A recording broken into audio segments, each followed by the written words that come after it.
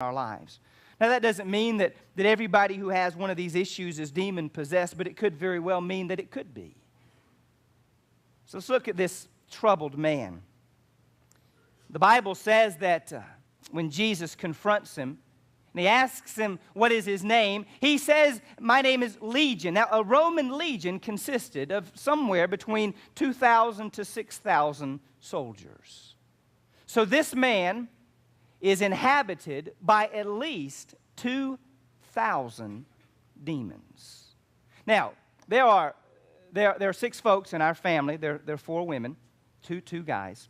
At times, those 4 women have things for us to do, Timothy and I. And at times, all 4 of them have something for us to do at one time. Now, can you imagine what it's like for 4 people to tell you to do 4 different things at one different time? It's not possible. Well, imagine what it would be like to have 2,000 people living inside of you, telling you, go here, go here, go here, go here, do this, do that, do this, do that. And after a while, you just think, I don't know who to listen to. Just the noise is overwhelming. And it drove this man absolutely crazy. Well, I want you to see the 5 characteristics of the trouble that this man was in. I want you to see, first off, his dwelling. Verses 2 through 3 says that this man made his dwelling among the tombs. And when he had come out of the boat, immediately there met him out of the tombs a man with an unclean spirit who had his dwelling among the tombs. He was a man who lived in the graveyard. They didn't bury them at times in the ground like we do. Most often they would bury them in a cave, and they would put them in there. Now, typically, we don't like to be in graveyards. We're a little afraid of graveyards. Have you heard the story of the farmer who was making his way to market one day, and he wanted to get there early, and it was dark, and as he made his way through, he said, you know what, I can save some time if I'll cut through the graveyard. And it's very dark, and he couldn't see, so he's walking through the graveyard, and he did not know, but they had dug a fresh grave for a funeral that was going to take place that day, and because he could not see, he fell into that hole. And he struggled, and he struggled, and he tried to get out, and he tried to get out, and tried to get out, and finally he says, it's just not possible. And so he just sat down, and he says, I'll wait till the light comes. Somebody will come along, and somebody will help me. And so he just sat there patiently, just waiting for the sun to come up. The sun had not yet come up, and there was a young man who was going on his way to the market as well. And as he walked on through, he as well walked into that empty tomb, and he fell into that grave, and he was in there, and he thought to himself, man, this is spooky. I'm scared enough as it is. And he clawed at the side, and he tried to get out, and he tried to jump, and he took about 10 minutes trying to get out. And he was frustrated, and he was agitated, and he just thought to himself, I can't get out of here. I'm determined that I can, but I don't know if I can. And then the man sitting down said, no, you can't. I've already tried. He couldn't get out, but he did. You see, we're sort of spooked of graveyards. But here's what he says. Here was a man who was living among the tombs. He was living in there. One of the signs of demon possession is overwhelming fascination with death and the things of death. When I was a kid, they were the horror movies, the Freddy Krueger and the Jason and those things. But today, we cut some of the edge off, but it still has the bite to it. It's the Harry Potters and the Twilight stuff. It's that fascination with those things that are dark and foreboding and centered around death. And the devil just seeks to draw us in by those things. He was a man that people would not normally live among the tombs, and he lived there. There was not only his dwelling, there was also his discipline. Look what the Bible says. And no one could bind him, not even with chains, because he had been bound with shackles and chains, and the chains had been pulled apart by him, and the shackles broken in pieces. Neither could anyone tame him. This man was absolutely out of control. A complete undisciplined life, and no one could control him. You know what it sounds like to me? You ever been in Walmart?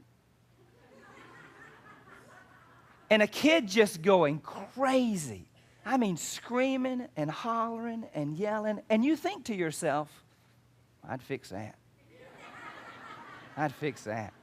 That kid screaming. I was on a plane the other day, and I was waiting to get on the plane, and I heard this kid over in the other part of the airport just screaming and screaming and screaming. I thought, wow, I'm glad I'm not over there.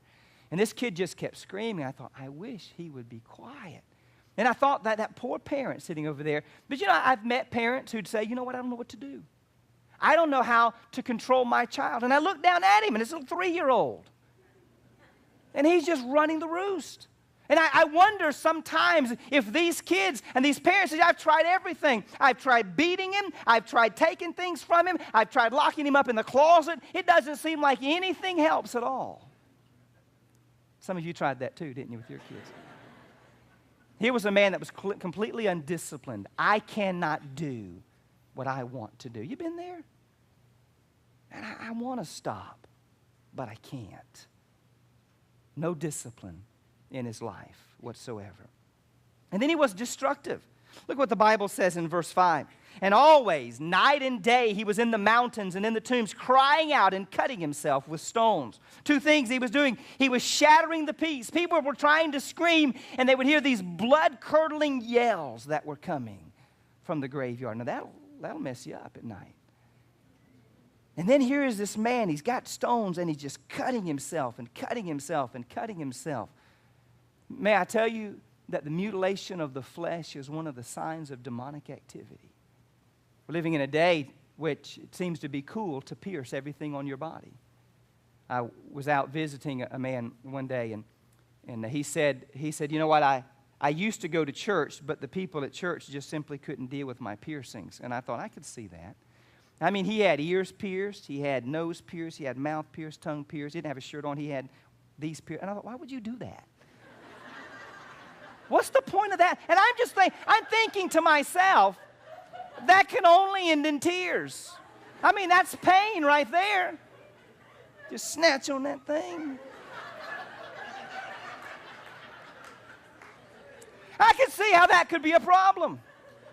But here is this man looking to destroy his body. And I wonder sometimes, we have been fearfully and wonderfully crafted by God. It was the hands of God that have shaped you and that have formed you and have made you. And yet the devil comes and he says, let's mar what God has made. Let's strip away the beauty that God has created in us. And let's pierce it and let's cut it and let's destroy it.